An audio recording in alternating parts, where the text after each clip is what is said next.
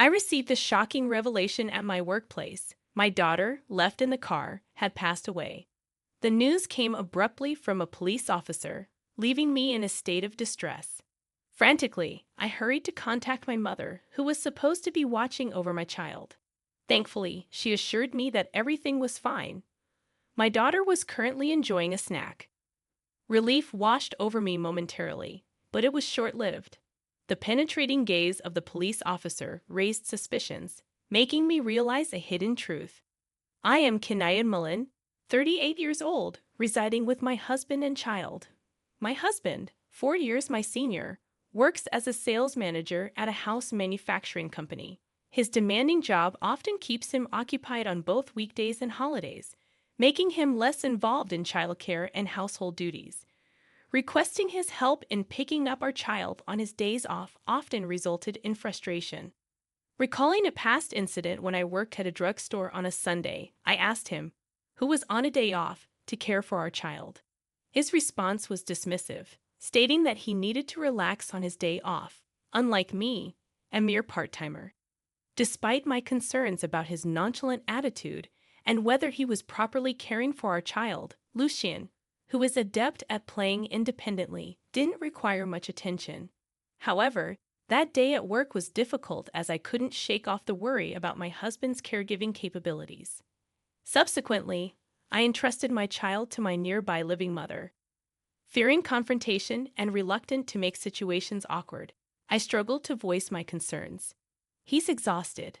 I need to understand that. I reasoned with myself, grappling with the challenges of parenting and managing household responsibilities on a part-time basis. Then, a pivotal incident unfolded on a particularly cold day. At the crack of dawn, the store manager called me urgently. Could you fill in for a colleague who isn't feeling well? Staff members often covered for each other's shifts. I'll be a bit late. I have to drop off my son at my mom's, but it's fine, I assured and ended the call. Upon contacting my mother, she readily agreed, prompting me to hastily prepare. Unexpectedly, my usually reserved husband, Jeffrey, offered unusually supportive words. Should I take him to your mother-in-law's? I was taken aback by his uncharacteristic concern. Really? Are you sure? What about your job? His unexpected support astonished me, and he assured, it's all right. I'll make it on time. Observing him happily picking up our son, I expressed my gratitude. Thanks, but he needs a car seat. Why don't I use your car today? I'll even drop you off at the train station. You're not comfortable driving my car, right? His large car intimidated me, but he reassured, it's genuinely helpful. Following a safe day at work, I received sincere thanks from the store manager, and even regular customers expressed their gratitude. The warmth of appreciation made me happy. However, just before concluding my shift around 4:00 p.m., an unexpected intercom announcement summoned me to the backyard. 2 men awaited, and the store manager discreetly informed me, it's the police, introducing me with a puzzled expression. This is Cam Mullen, police. Yes, I am Mullen. Despite my confusion, I struggled to piece together the situation, but nothing seemed to justify a policeman in casual attire approaching me.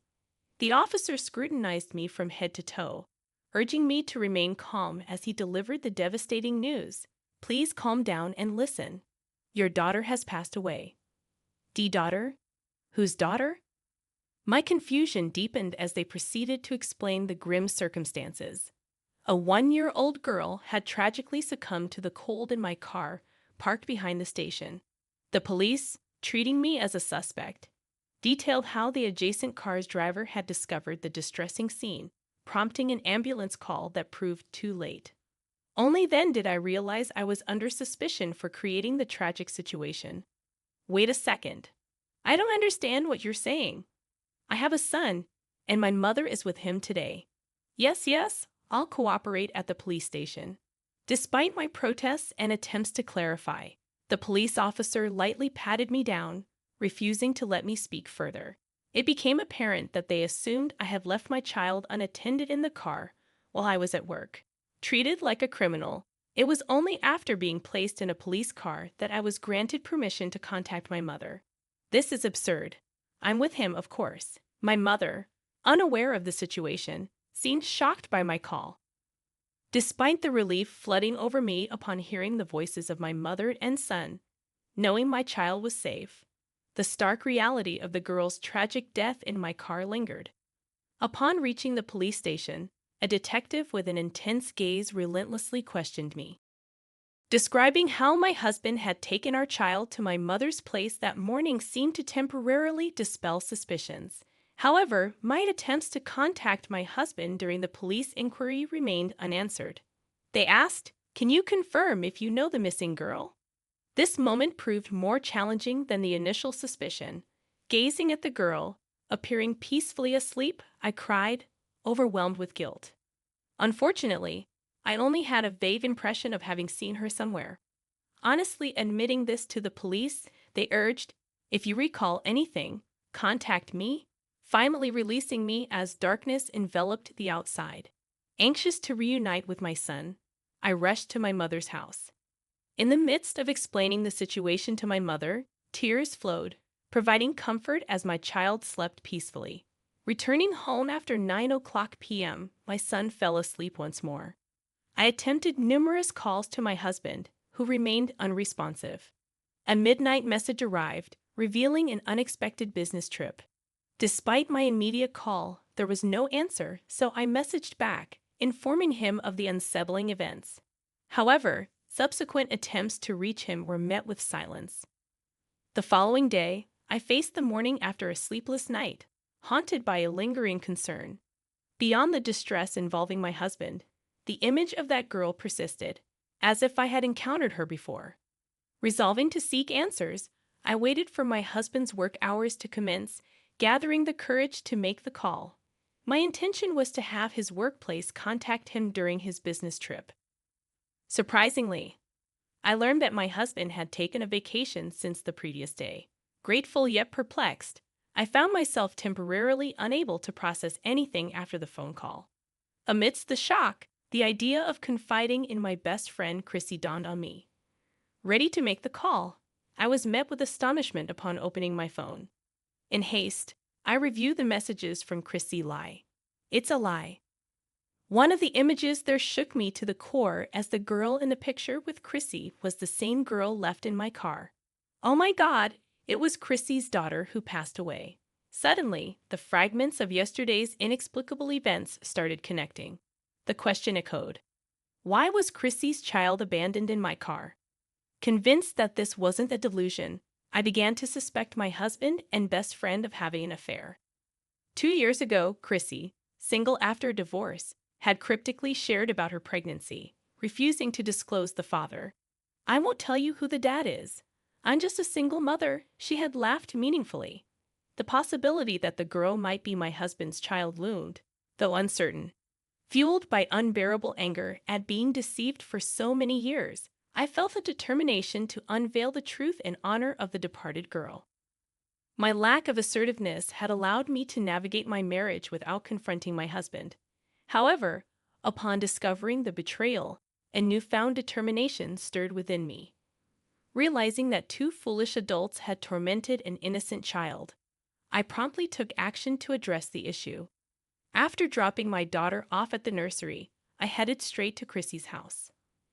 Upon arriving at her apartment and ringing the doorbell, Chrissy, still half asleep, answered. "It's been a while.